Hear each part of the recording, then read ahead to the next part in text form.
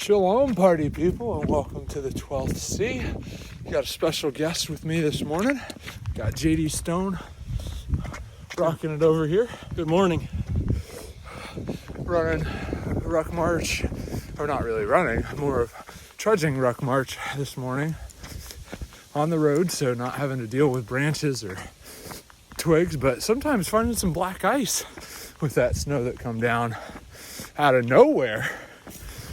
Did you have any expectation of this stuff, man? I didn't. I heard it raining yesterday morning. I didn't know that it was going to freeze. Yeah, me neither. So I was laying in bed. It was like 4:10, give or take. And I heard the rain on my roof. Saw the lightning out of the shades, those flashes of light. And rolled over, grabbed my phone, texted Mr. JD Stone over here because we were gonna run, and I can dry myself off, but I can't unelectrocute myself. I ain't running today, maybe tonight. And he was basically like, same here, man. And obviously I'm embellishing how I worded that because it was 4 a.m. I wasn't going to be that creative at that time. I think it was, we don't do lightning. Something like that. And I think I gave a thumbs up and that was it. I went back to bed. Just that groggy, respond. And I don't blame you. I kind of piddled around before I finally decided I can do my calisthenics in the AM and not have to worry about getting that wonderful juice from the sky in the form of 121 million volts, or what's the Back to the Future, 121 gigawatts or whatever. Too many gigawatts. Yeah, it's only in a bolt of lightning. You'll have to apologize because my model's not built to scale. I love Doc Brown. So Mr. JD Stone over there, tell the world who you are, or the whole world of 20 subscribers that I have. 20 is better than 1. I think some of you guys are in Spain for some reason and think I look like one of your soccer players, which, or football players, I'm sorry. Yeah, so good on you. And if y'all speak English even remotely better than I speak Spanish, y'all are doing fantastic in the world. Or if I'm just a pretty face to you, that's okay too. I don't know why you think that, but everyone's entitled to your own opinion. I think you're a beautiful man. Well, my wife thinks that about me, but we're getting an appointment for her to get some glasses at some point, and she may realize that I have pulled the wool over for long enough. But I mean, because my wife is way too gorgeous for me, but she sticks around, so I'm okay with that. But yeah, Mr. JD Stone, tell the world who you are, what you do on the Ube of Twos. All I do on the YouTubes is read stuff and then do a second video analyzing what I read. He's got a pretty good one on Edgar Allan Poe. I mean, my personal favorite is Mask of the Red Death. So if you ever got around to doing that, my heart would be glad. I might circle back around to Poe. Well, being Miss Jen Psaki over there, circle back Psaki, we'll circle back to that. And then the other one is Hans Christian Andersen, the Snow Queen, and then we'll see what I do after that. I'm not very active because I'm a full-time dad. Yeah. So you only have 5 kids? Only 5. Only 5? Right now. Mr. Keeping the first commandment in scripture of be fruitful and multiply. I'm very proud of you, sir. Oh, thank you. So there's that, and there's not a lot of blocked off time to record, so an hour to read, that gets interrupted a lot. Well, and then, as we both know, anytime you film something, it takes forever to actually do it because It's not just the film time, it's not just the posting it, it's also going back and saying, no, I didn't like that video. Yeah, so it's 3 or 4 takes. And they didn't think I was going to do that, but I did. Yeah. I've been 5 minutes into recording free verse thoughts and been like, nope, this isn't gonna happen. I've been 20 minutes into that before. I've also been 20 minutes in and realized that I hadn't pressed record. Yeah. So, pardon the poor quality video where you're just seeing some shadowy figures. It's only 5:30 in the morning with a road ruck march. How much weight you got in your bag? I do not know. All I know is I have a orthopedic physical therapy textbook, a Pathfinder manual. That is the game, not the military discipline. Well, I was just thinking if we get lost, at least we have the manual, so well, never mind. Never mind. Yeah, we will be able to cast magic missile. We will not be able to find our way home. And then there's a Strong's Concordance. Well, I guess if we do get lost, we'll have our way. In a spiritual sense, all of the words of the Bible are in there. It's just the order is a little bit messed up. Well, I guess we could go in and... what was that those creationists were talking about like forever ago, that you could basically cut up all of the words in the dictionary and then like get a shovel and a giant fan and start throwing them in the air, and maybe by chance it will end up in that order. Maybe. Yeah, maybe. Who knows? And then what else I've got in there is I have the Hans Christian Andersen in there. Put that in there. You can give us another analysis then. I could. I have been working on the Snow Queen and analyzing that. I'm having a lot of fun with it. And then there's a copy of the Fellowship of the Ring, because that's what I could find, and the complete works of Lewis Carroll. It's actually heavier than I thought it would be. So. Yeah. If I were guessing, I'd say you're pushing 40 pounds in literature. Yes.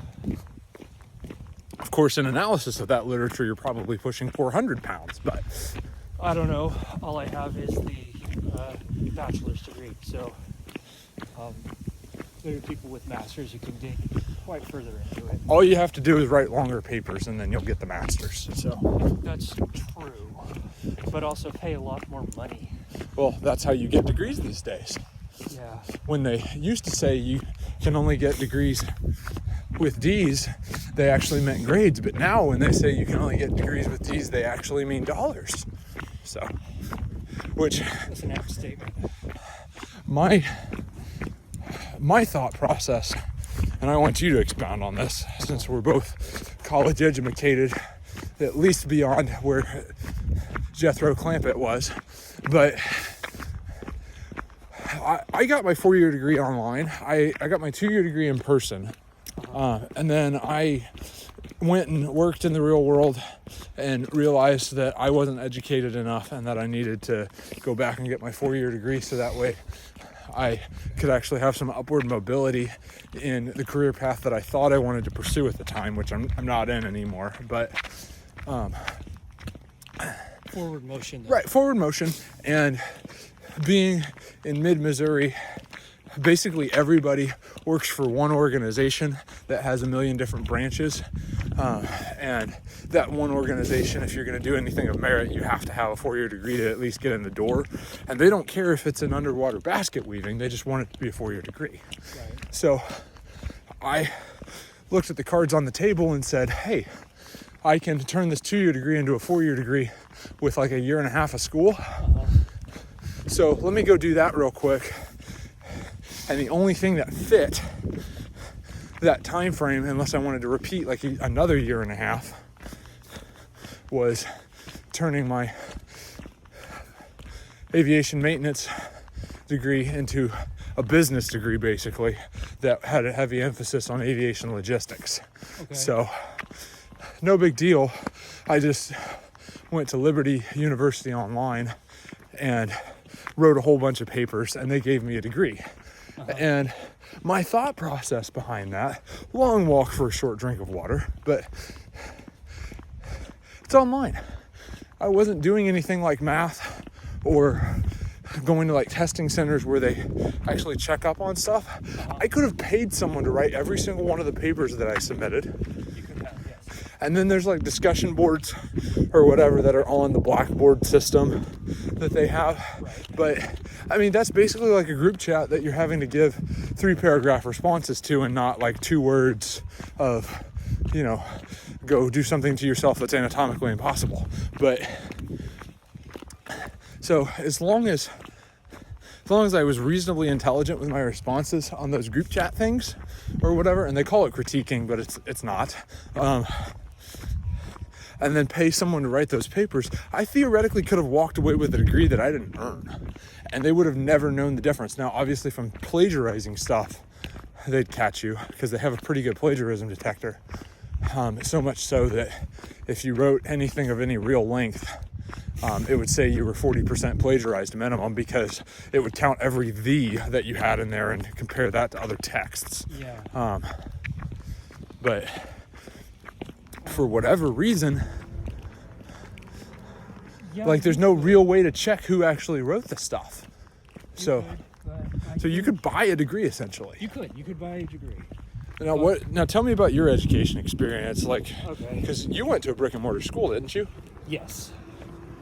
So what I did was, like you, I worked first. I went enlisted in the Army because I didn't have any school money, but they told me that they would give me some school monies in exchange for my soul for 4 years. So Those dirty recruiters just saying promises that they can't keep. What? Yeah, and well, it's true. They took my soul for 4 years, and then I got the money. Yeah. So they just time-shared your soul, really, I guess. Yeah, they did. Yeah. Well, and I got lucky because there were other guys.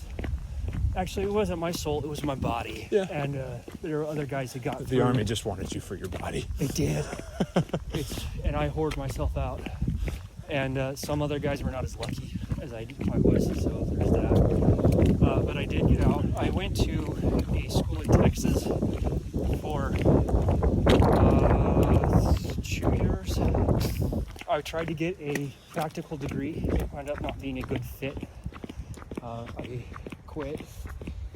Then when my wife moved to Missouri, of course I went with her, we've looked at my transcripts and saw that I had 90 plus hours of credit and no degree. And I was like, that's too close. So I went ahead and went to the University of Missouri, finished it out with an English degree, which is a good fit.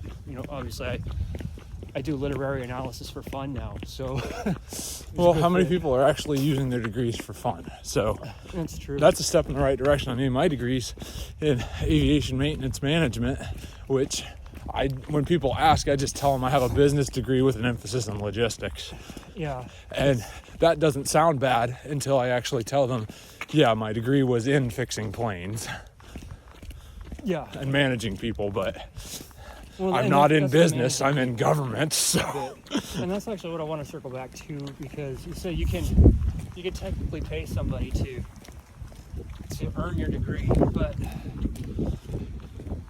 I mean that's going to take more work than just doing the work yourself, right? No, that makes sense, but and you still have those trust fund kids who my daddy will buy the school for me. It's true, and then that's going to happen. There's nothing you can do about that.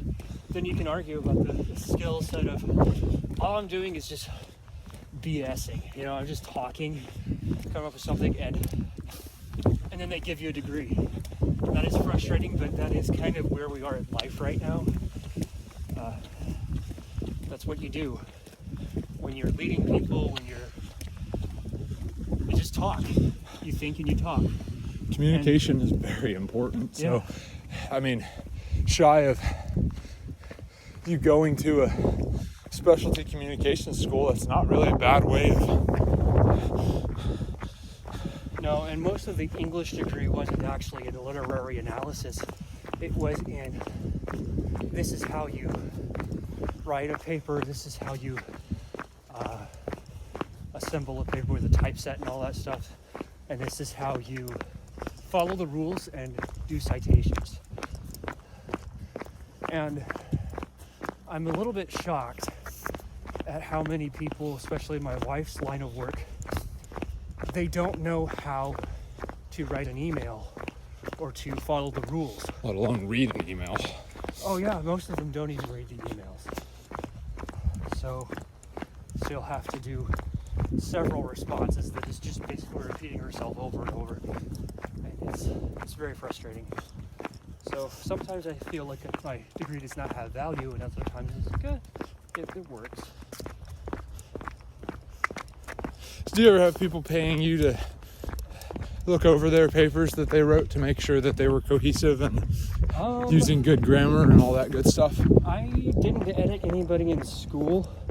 Funnily enough, I wrote an essay for a fellow recruit back in basic before I even identified as a literature person or as a writer or anything like that. I just wrote his. And that wasn't bad either. That was part of Battle Buddies covering for each other. There were plenty of things that I was really good at. I couldn't make my bed to save my life. I don't know why. Yeah. But if I could write and I could iron clothes. There you go. So you write and iron clothes, and he comes and makes sure that you can bounce a quarter off those sheets. That's right, and that's what basic was all about. That's what they were telling us when we got inside. They were like, you got to work as a team, you got to work as a team. And we're like, I don't understand what that means. What it means is you cover down for the other guy. You cover each other's backs. So And that's what we're doing. a phenomenal life lesson. Yeah. Of actually being able to cover and move, like Jocko says. But where one person is deficient, the other person is sufficient, and you can actually have teams that work if they work together.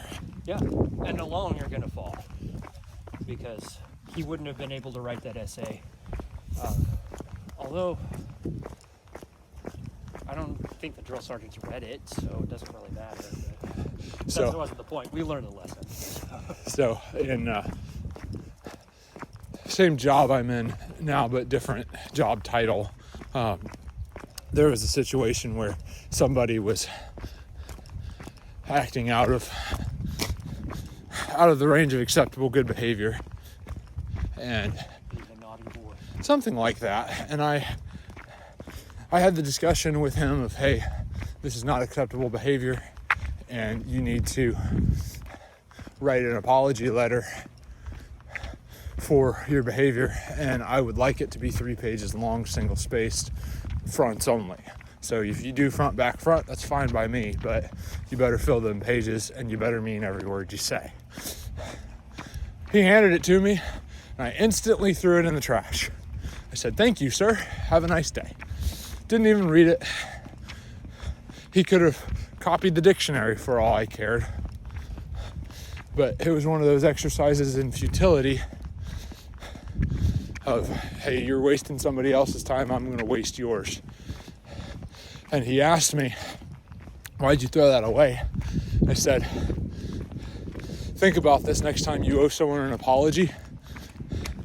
Your actions and the tone of your voice and how you deliver that apology are going to matter way more than the words you say.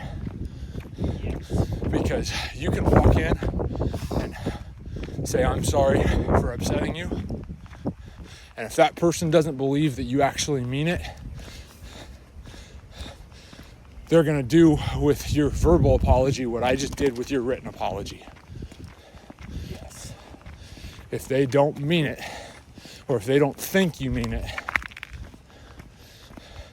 that's what's going to happen. And his eyes lit up like he had just seen the world. And that was a situation of reading the room and knowing that that would work for him, because most people would be seriously insulted by something like that. And like it's a 100% judgment call on the person, and if you do it wrong, it can blow up in your face. Yeah. But knowing this individual the way I knew him, I was like, okay, he needs an object lesson that talk is cheap and actions really do matter. Hopefully that stuck. I think it did.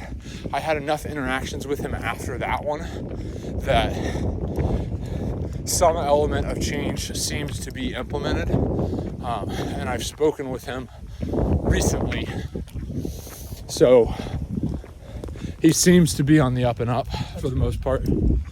It's really sad though that you get to be an adult and haven't heard that. Like that should be a refresher, I think. You know, we mind our tone. That should be a refresher.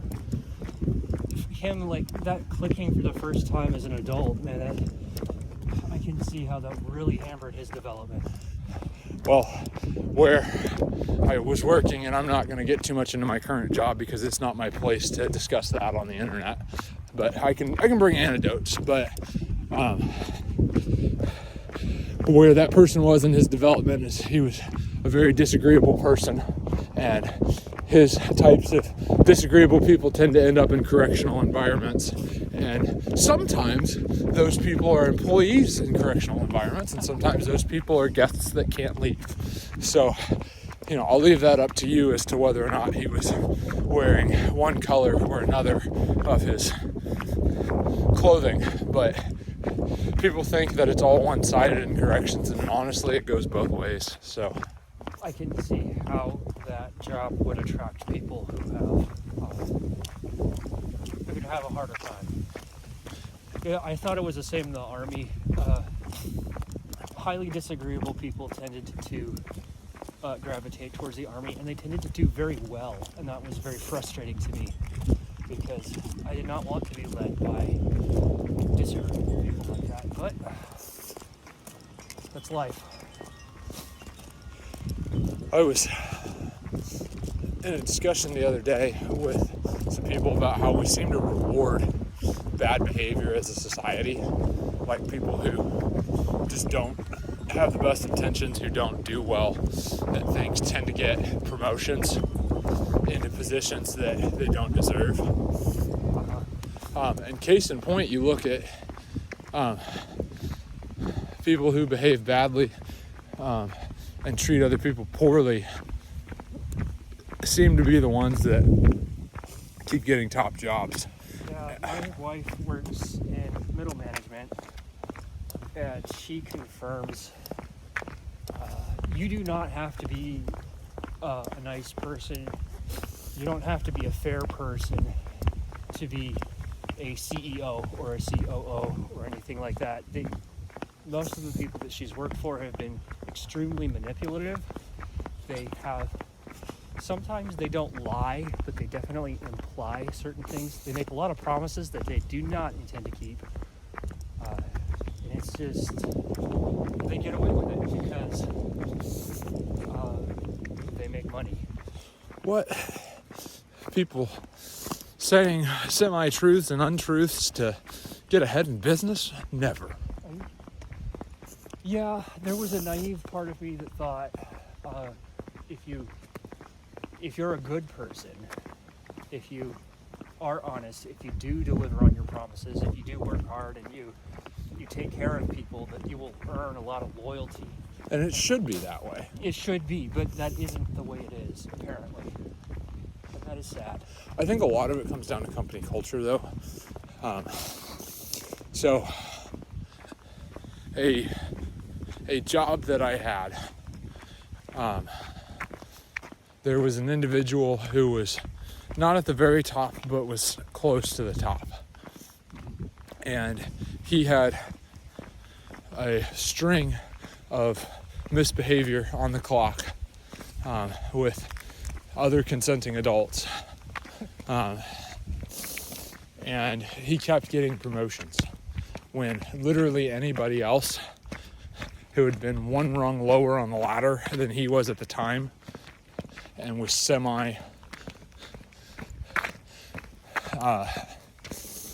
less couth, I guess, would have gotten terminated immediately. But he kept getting promotions. And you would think, hang on a second, that's unacceptable behavior on the clock. We're gonna weed that out. But when Bill Clinton does not have sexual relations with that woman, Miss Lewinsky, while he's president of the United States in the Oval Office with that infamous cigar and the blue dress, that kind of sends a culture down the chain that seems to get tolerated. Yeah. But the ethic that they're using is consent. That's the key. It's still not appropriate on the clock. It is not appropriate on the clock, and especially in the case of President Clinton, there's the power dynamic that a lot of people are saying, if there's enough power separation and he's directly over her, obviously, he was, consent isn't technically possible. Right, well, you have your abuse of power situation in that, so... Right. But it's not that people are consenting on the clock. The important thing for everybody is that they consent, and then they can do whatever they want. I still think there's that gap, though, of, like, and I'm not talking all the way necessarily about former President Clinton. It's more of, like, you have your mid to upper level management on the clock. Like, what they do in their spare time, I can't control. Yeah. But what they do on the clock, even if it is with someone who's consenting, or not even that type of adult activity.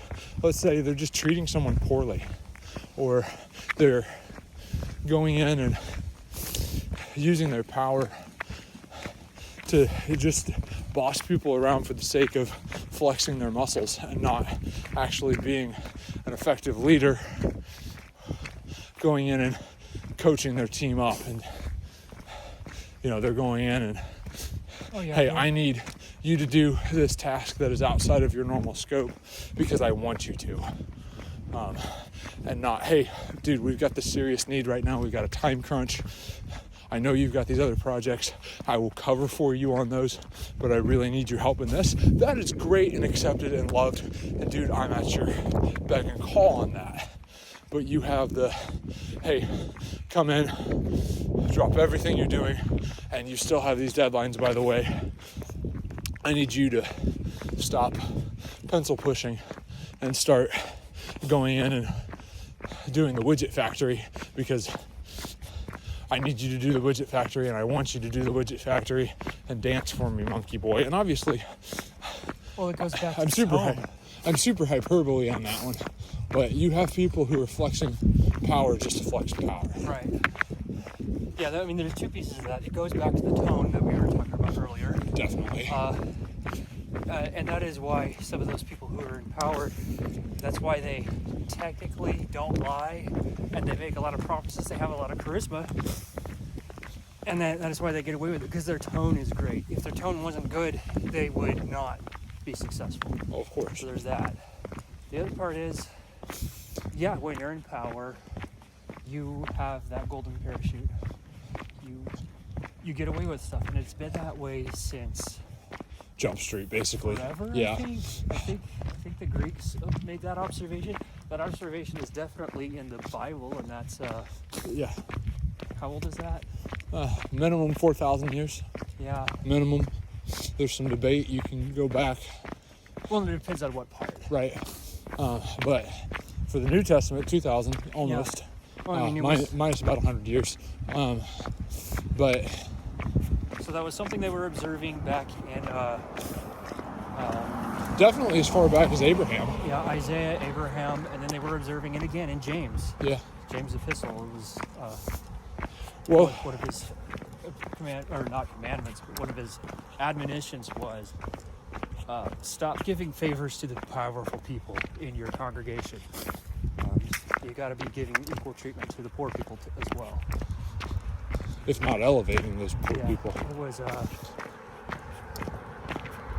second chapter, I believe. I believe you're correct.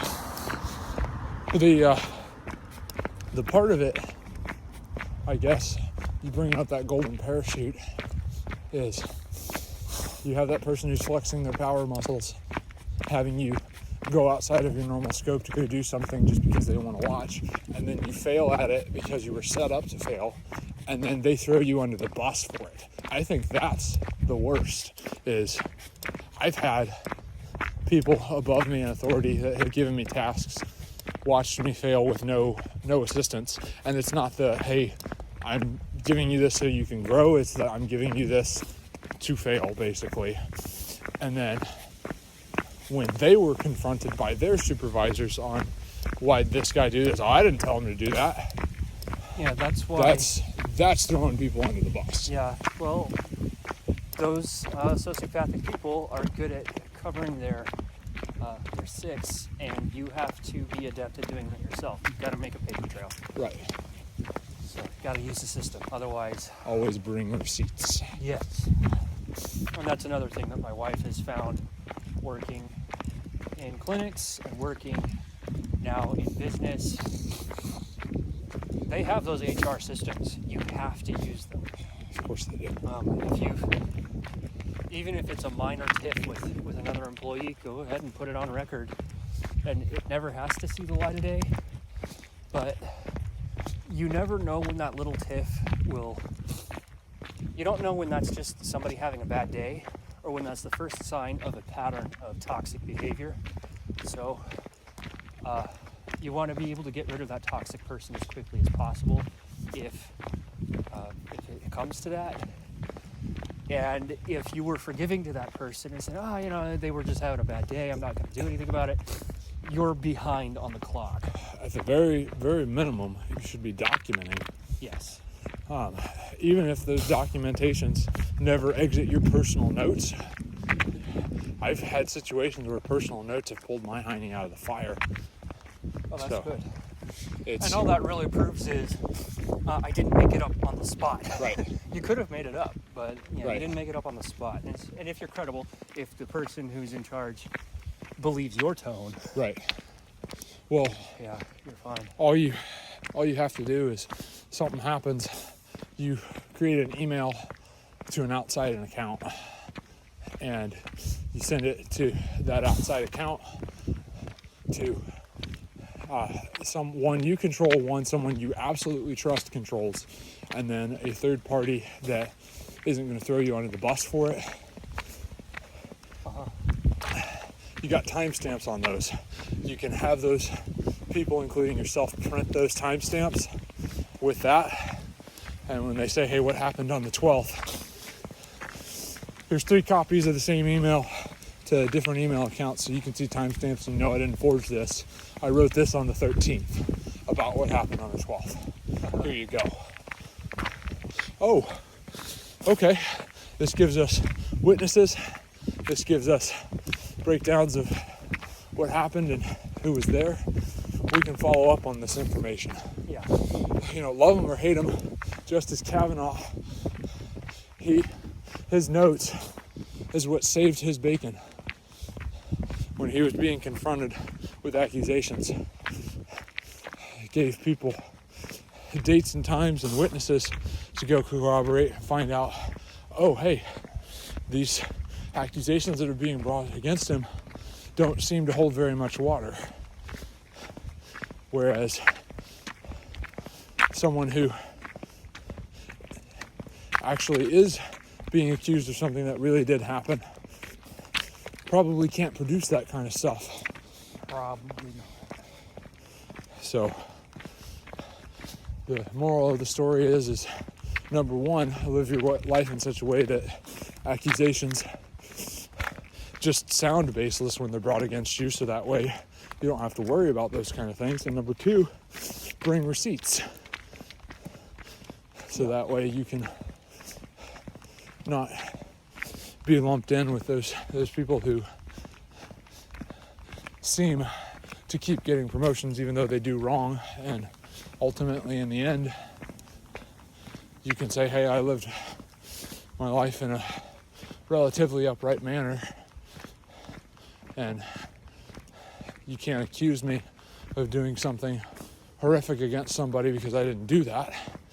And because I'm going to go there, hopefully you find Messiah and start walking with him, and he changes your whole life, and his spirit comes inside of you and changes you for the better and makes you more like him. So then you're actually, when you stand in front of the ultimate judge and he says, hey, you done messed up, Aaron. Messiah is going to say, hey, hold up a second. He's mine. I took care of his wrongs. And he's been walking with me ever since. And yeah, he's messed up, but I'm covering for him. And that's that atonement thing. So, Yes. for what that's worth. On that note, all you party people, go do hard things.